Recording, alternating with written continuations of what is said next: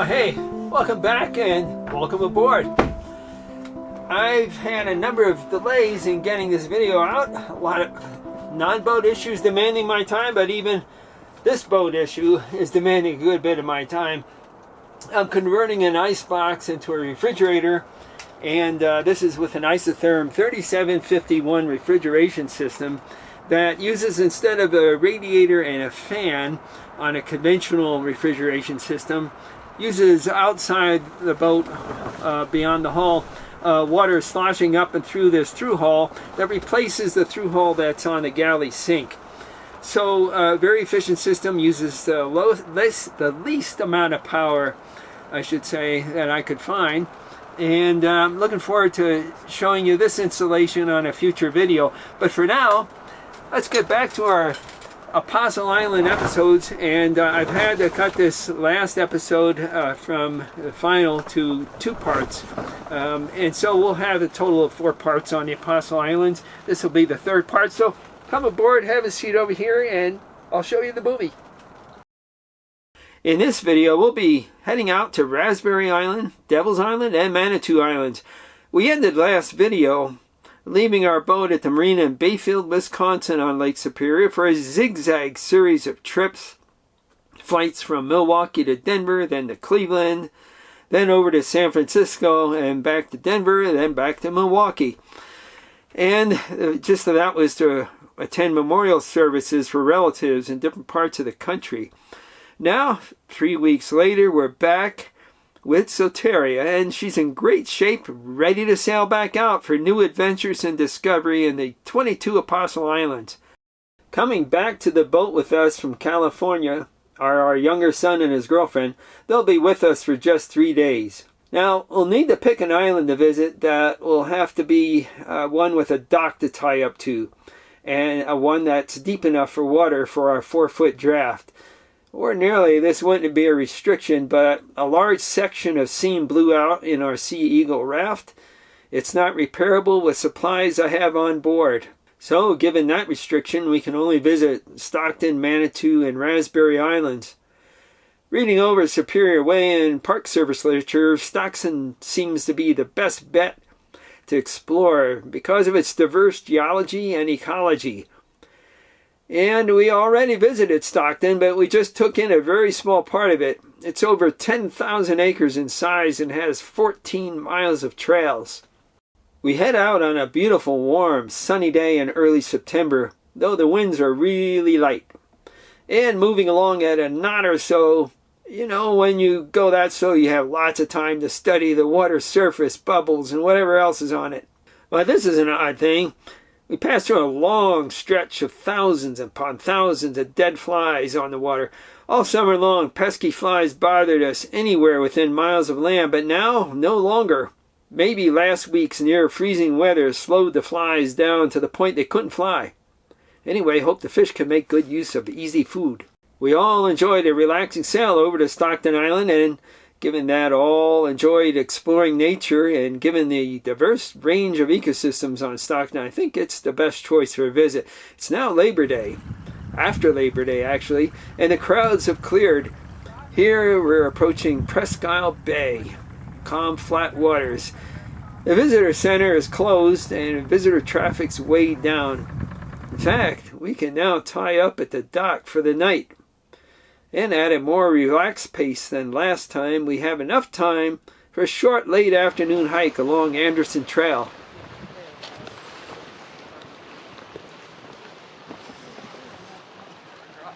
And here is why a revisit was a good choice. The forest is now wet and lush.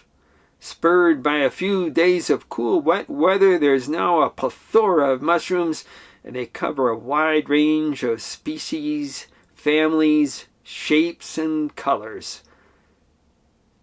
On the Rocky South Shore, we do what we in the Rockies in Colorado like to call bouldering. And I suppose other people call it that too.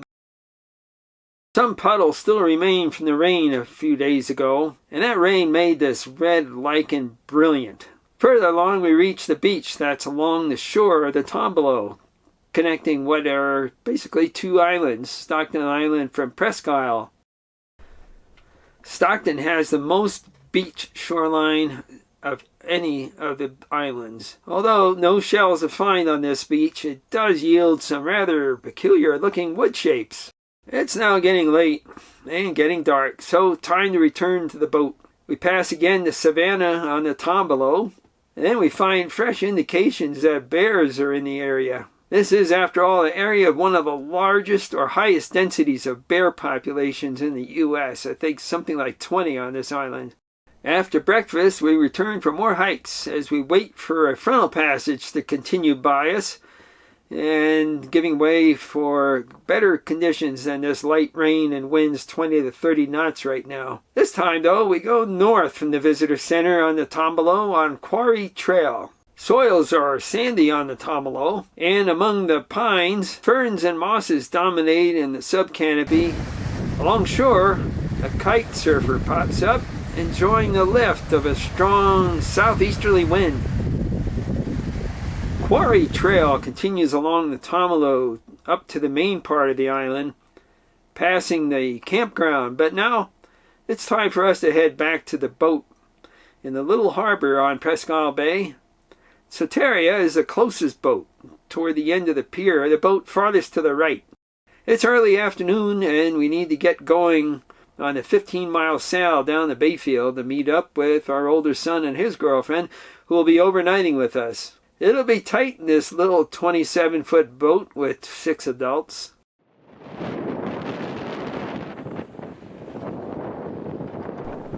Once underway and under sail, we put a reef in the main and only put up the staysail. We'll be close hauled, beating into a southeast wind. It was a cool, wet ride. The deck got drenched with spray. But our heavy boat, she weighs 5 tons empty, rides well. But then again, sea state here is not much of a challenge. That's one of the benefits of sailing around the Apostle Islands. There's not much fetch or distance for waves to build between islands, in most cases. Although we make good time, it's dark by the time we reach our slip in Bayfield. Sleeping arrangements here, there are 2 of us on the saloon with the table down, 2 more in the quarter berth, and then 2 more up in the asymmetrical V berth. I say that because the port side of the V berth is shorter than the starboard side by almost a foot, and that accommodates the larger head that's on the port side on these earlier Orions with the Plan A or saloon table layout. With 6 on board and with, once again, light southwest winds and only the afternoon to spend together, we made a short sail over to Manitou Island.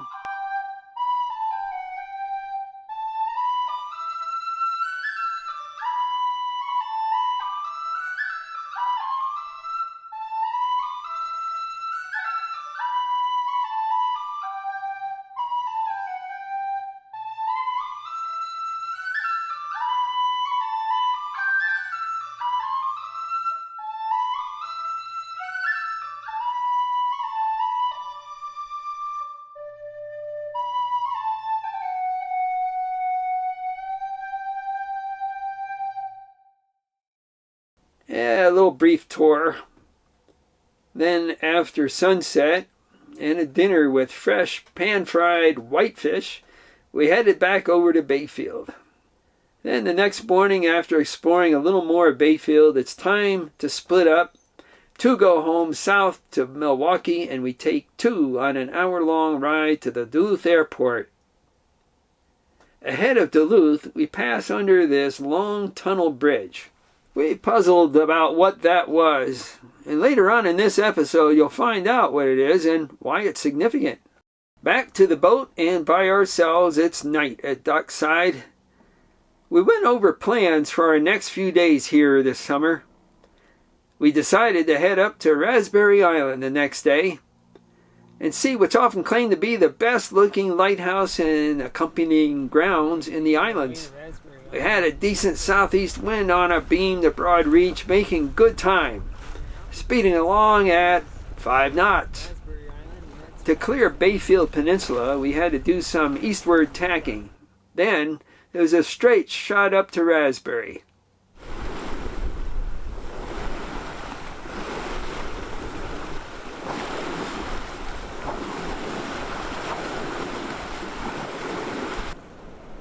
It's so good to be back up here. We were last at Raspberry Island 39 years ago. It was 1984 with our Catalina 22. The Park Service has spent a good deal of effort and money restoring this lighthouse and grounds since we were last here. Close to $3 million was spent in the early 2000s. Many consider this the most beautiful lighthouse and grounds in the Apostles, and some even say that of all the Great Lakes. It was built in response to a big increase in shipping with the opening of the Sault Ste. Marie locks in 1855, and that enabled ships to enter and leave Lake Superior, thereby making lighthouses a necessity for safer navigation.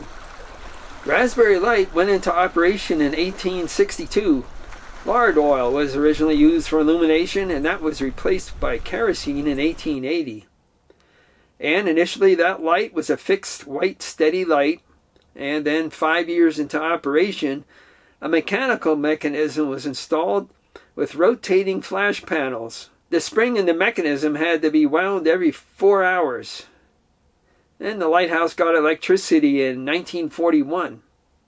But 6 years later, in 1947, the lighthouse was vacated and then automated.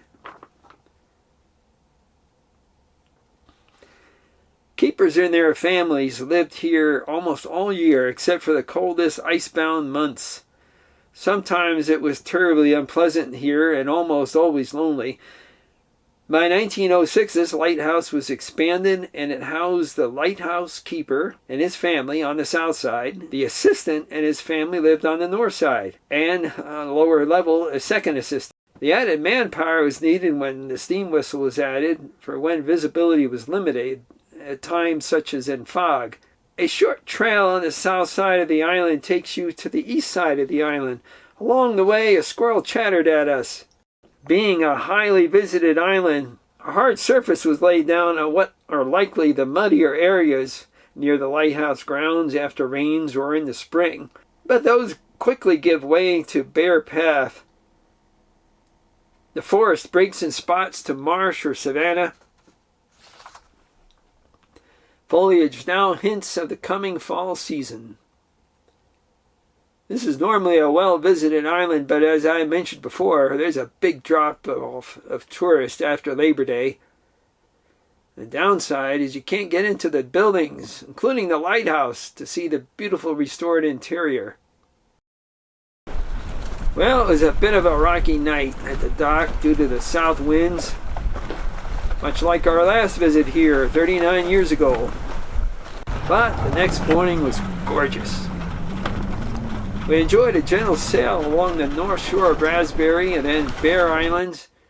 Then miles away to the northeast we could see Devil's Island.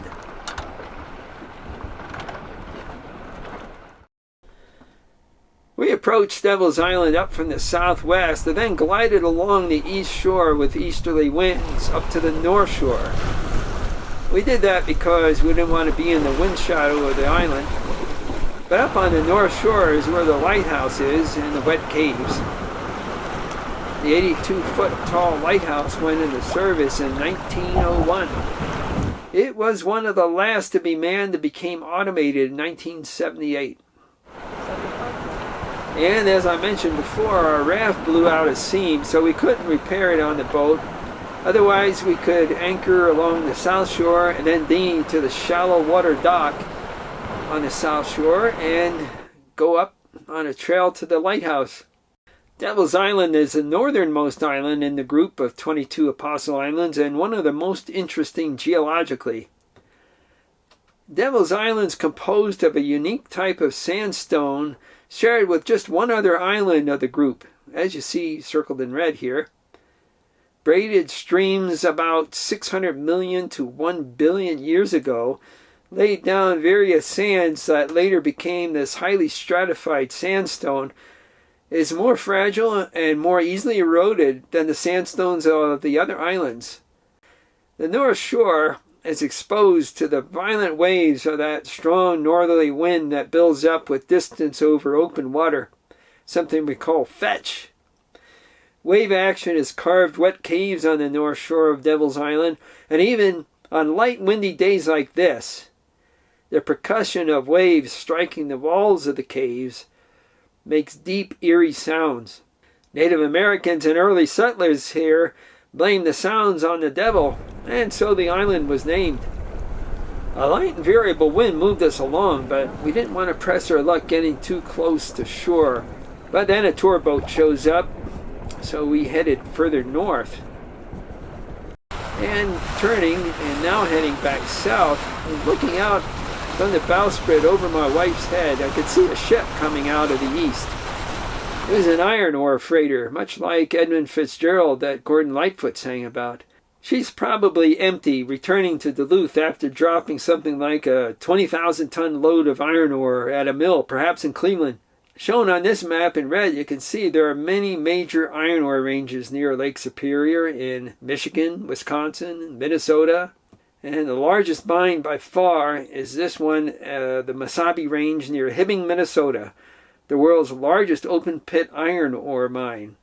It's still active, and if Hibbing in north central Minnesota sounds a tad familiar, it might be because it's also home of folk singer Bob Dylan, at least his boyhood home. The mine covers 2.5 square miles, up to 500 feet deep, and in its 130 years of use has yielded 1 billion tons of ore. That's enough iron to make 12,000 Golden Gate bridges of San Francisco fame, and if you laid those end to end, they would nearly circle the earth. The raw ore is contained in rock called taconite. The taconite's crushed at the mine, and then a strong magnet is used to pull the magnetite iron out of that rock waste. Typically only 35% of taconite is iron. Then clay and limestone are used to bind the iron ore powder into pellets, and then the pellets are hardened at high temperature. These pellets, a little larger than peas, are then shipped by train to a staging area like this one near Superior, Wisconsin. Here, the pellets are then loaded into carts and pulled through this covered rail line. Remember this picture from our trip to Duluth Airport? I told you we'd be revisiting this cover fly bridge later on in this video. So after crossing here over Route 2, US Route 2 in Superior, rail cars go on to a dock where the iron ore is loaded onto a ship called a lake freighter. And from here, the iron ore is transported to a mill in the lower lake area, perhaps one in Cleveland on Lake Erie. So at this point, we have east to southeast winds around 10 knots. We're flying a 130% Genoa staysail 2. In the main, we make our way south to Manitou Island. I should say, barely make our way down as the winds die down.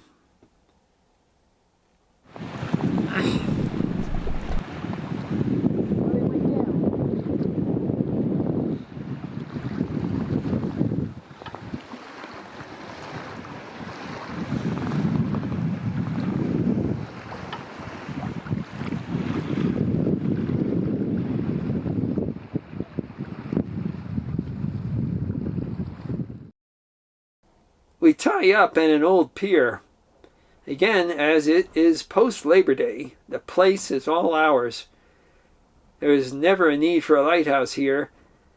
The major interest, instead, with Manitou is this fishing camp. Fishing, as I showed in an earlier video at the Bayfield Maritime Museum, was a significant occupation from about the early to mid-1900s. It's now late in the day, so tomorrow we'll explore the trail and head to the South Shore. Well, I hope you enjoyed this episode where we've gone on to visit Raspberry Island, Devil's Island, and the beginnings of Manitou. We'll pick up on the next episode with a visit to the fishing camp at Manitou Island, and then hike on to the South Shore, and along the way through the forest, find some wildlife surprises.